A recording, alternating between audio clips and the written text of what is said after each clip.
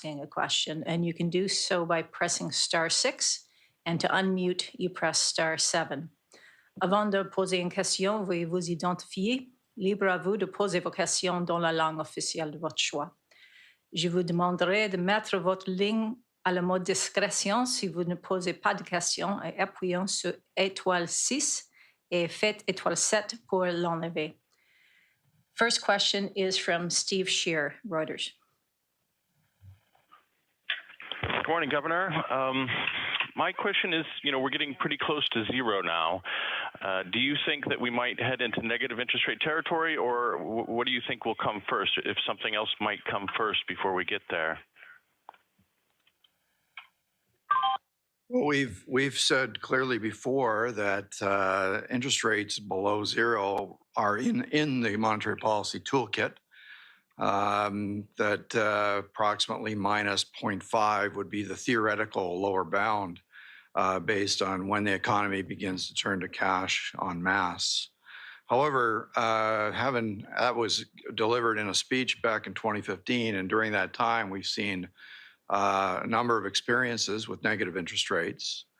And our conclusion from that is that the negative effects for the financial system are pretty significant. And at this stage, our main focus is on the functioning of the financial system. We all know that monetary policy itself, that is the effect of stimulus from interest rates, is having very little effect on the economy at a time when the economy is effectively shut down. Right now, we're focused primarily on market functioning to ensure that credit is available throughout the system and that things function properly. And so at this stage, it would be not sensible to think of interest rates going lower than this. We consider this to be the effective lower bound. As I said, going lower is a theoretical possibility, but not one we're contemplating. And in fact, we think the system will work better at this level, and we intend to continue it for the time being. Thank you, Governor. Next question from Greg Quinn.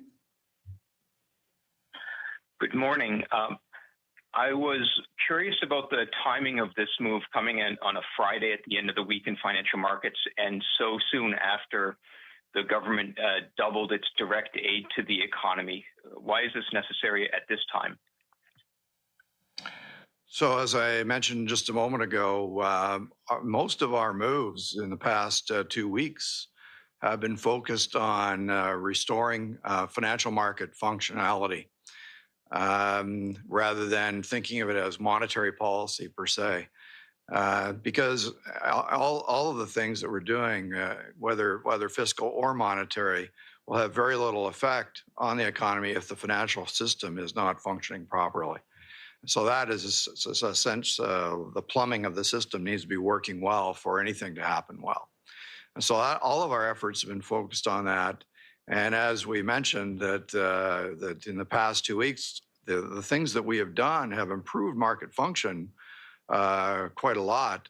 But there continue to be strains in most markets, and including the Government of Canada market.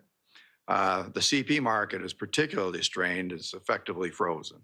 So we believe that by unblocking that through our actions, just as happened earlier with the BA purchase facility, there was a significant improvement in market conditions for the ability of firms to access credit. The commercial paper market is important from that point of view. The Government of Canada market is foundational to all of these markets. If it's not functioning smoothly with narrow bid-ask spreads, then the rest of the system doesn't function well. So that's why we're turning to that attention now. And the timing is basically dictated by that. In terms of the economic outlook and how it all fits in, that's April 15th when we'll discuss that. And we'll have a lot more, I think, to say about if you like, the longer term outlook for monetary policy at that time. Thank you. For those of you who have just joined the call and may not have gotten the instructions, if you would like to ask a question, I can put you in the queue if you email communications@bankofcanada.ca, communication@banqueducanada.ca.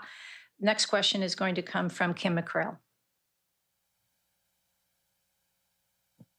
Hi, thanks. Governor, can you explain how long Governing Council had been discussing the possibility of moving into quantitative easing through this particular crisis, and what has changed and when it changed to make members of Governing Council decide this was the next move to make? Well, so we've been in constant communication. We meet most days, virtually, of course. This is the first time that the senior deputy and I have been in the same room together in full 2 weeks. And as you can tell, perhaps maybe not from where you're sitting, but we're quite separated at this stage and intend to remain so. The whole governing council has been physically separated. And so we've been meeting virtually every day. And so it's been an ongoing dialogue about the stages of the shock and where policy should be headed. And of course, monitoring how things are functioning in the financial system.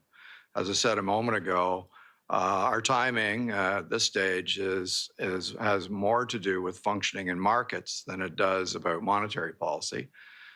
We have begun to, with the staff is working hard on a new outlook for us for the April 15th monetary policy report. We've had our first look at some of that at this stage. It's really just early work. And as you can tell from other economists, it's a very hard thing to do. So we'll integrate a more, let's say, a more fundamental economic narrative with our policy direction April 15th.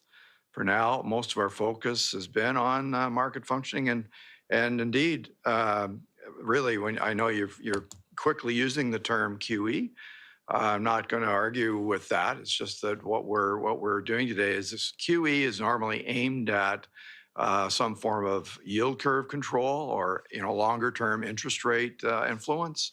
And at this stage, all we're trying to achieve with these extensive purchases of financial assets is to improve the functioning of the market so buyers and sellers can find one another and achieve price clearing. Thank you. Next question is coming from Jordan Press. Go ahead, Jordan. That's okay. I can mispronounce my name. Good morning. I wanted to ask, what is you talk a lot about basing your decisions on data. And so I'm curious, what are the data points that you saw that required you to do this today? And maybe is that kind of put into the narrative for people who are looking at this wondering, what does this say about the economy that maybe that they don't know at the moment? Well, I can confidently say that there's very little about the economy that we know that others don't know. So it's not that. As I said, the